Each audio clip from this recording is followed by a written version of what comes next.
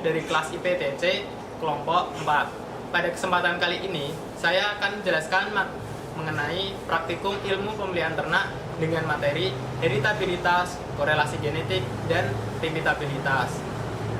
Dengan komoditas ternak sapi potong berdasarkan data bobot lahir dan bobot sapinya. Perhitungan nilai heritabilitas dapat digunakan untuk menentukan program pemulihan selanjutnya. Perhitungan nilai korelasi genetik digunakan untuk mengetahui hubungan antara satu sifat dengan sifat lainnya secara genetik, serta perhitungan repeatabilitas digunakan untuk mengetahui sejauh mana nilai reproduksi dari suatu ternak berdasarkan hasil recording data sebelumnya. Tujuan dari praktikum ilmu pemulihan ternak ini yaitu mengetahui teori, menerapkan perhitungan, manfaat, serta kegunaan dari heritabilitas, korelasi genetik, dan repeatabilitas secara aplikatif. Selanjutnya, saya akan menjelaskan mengenai hasil dan pembahasan dari nilai heritabilitas, korelasi genetik, dan repeatabilitas pada komoditas ternak sapi potong. Yang pertama, yaitu saya akan menjelaskan mengenai heritabilitas bobot lahir. Di sini terdapat rekap data dari hasil perhitungan heritabilitas bobot lahir. Kemudian, berikut ini terdapat daftar sidik ragam. Nilai heritabilitas dari bobot lahir sapi potong didapatkan nilai sebesar 0,41. Nilai ini didapatkan dari rumus heritabilitas yaitu 4 dikali ragam S per ragam S ditambah ragam W. Hasil 0,41 ini artinya kemampuan ternak sapi potong untuk melahirkan keturunan dengan bobot lahir hampir mendekati nilai itu, yaitu sebesar 41%.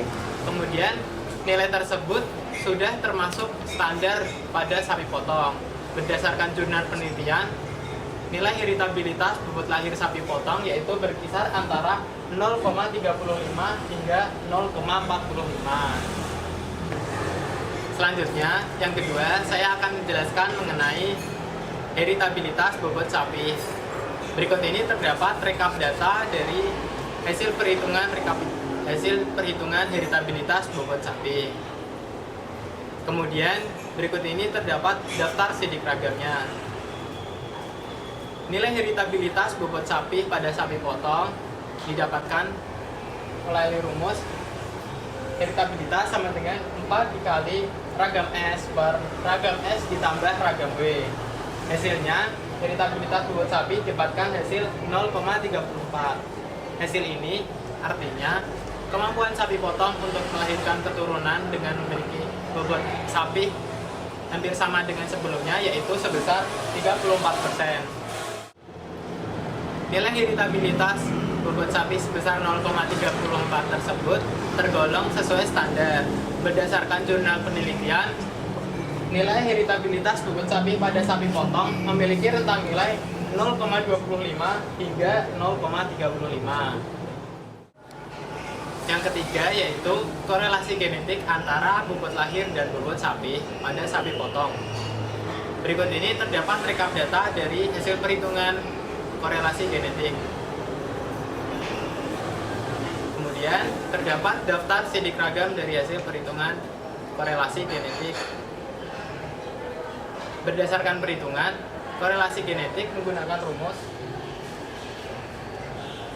korelasi genetik sama dengan 4 dikali kovarian S per akar dari 4 dikali ragam S X dikali 4 dikali ragam S Y.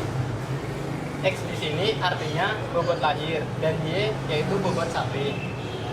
Berdasarkan hasil perhitungan, korelasi genetik didapatkan nilai sebesar 1,54. Nilai ini artinya korelasi genetik antara bobot lahir dan bobot sapi itu berkorelasi positif. Namun demikian, nilai tersebut berada di luar rentang nilai korelasi genetik. Pada ternak sapi potong, korelasi genetik antara bobot lahir dan bobot sapi yaitu berkisar antara 0,34 hingga 0,60. Yang keempat yaitu repeatabilitas antar kelas bobot lahir. Berikut ini terdapat rekap data dari repeatabilitas antar kelas. Berdasarkan hasil perhitungan, repeatabilitas antar kelas bobot lahir didapatkan hasil R sama dengan 0,54.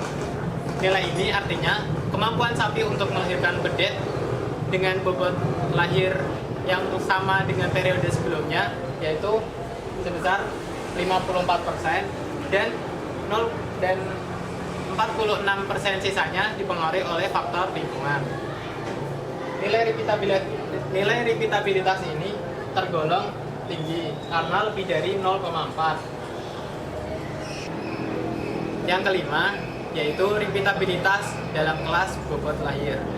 Berikut ini saya tampilkan rekapitulasi data repeatabilitas dalam kelas. Selanjutnya, berikut ini terdapat daftar sidik ragam repeatabilitas dalam kelas bobot lahir.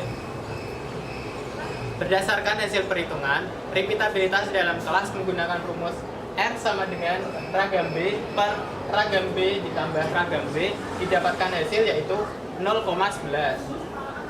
Artinya, kemampuan sapi untuk mengulangi produksi pedet dengan bobot lahir yang kurang lebih sama dengan periode sebelumnya yaitu sebesar 11% dan 89% sisanya dipengaruhi oleh faktor lingkungan. Nilai repeatabilitas dalam kelas ini tergolong rendah, yaitu berada di rentang 0,0 sampai 0,2. Berdasarkan hasil dan pembahasan data produksi bobot lahir dan bobot sapi potong, dapat disimpulkan bahwa nilai heritabilitas bobot lahir tergolong tinggi, nilai heritabilitas bobot sapi tergolong sedang, nilai korelasi genetik antar bobot lahir dan bobot sapi yaitu berkorelasi positif, namun berada di luar rentang dari nilai korelasi genetik. Kemudian, repeatabilitas antar kelas bobot lahir dapat tergolong kategori tinggi, serta repeatabilitas dalam kelas bobot lahir tergolong rendah.